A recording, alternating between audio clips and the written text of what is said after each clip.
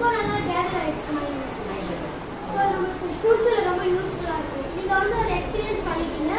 So இனிமேல் நம்ம அதை பண்ணும்போது ரொம்ப யூஸ்ஃபுல்லாக இருக்கும். வேற வேற யாராவது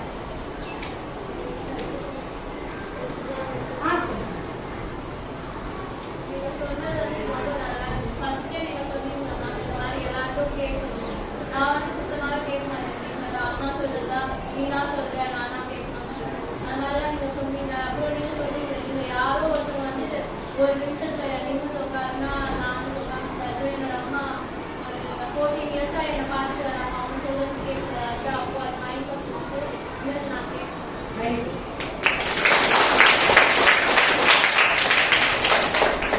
வேற யாராவது இன்னும் ஒரு 2 பேர் மட்டும்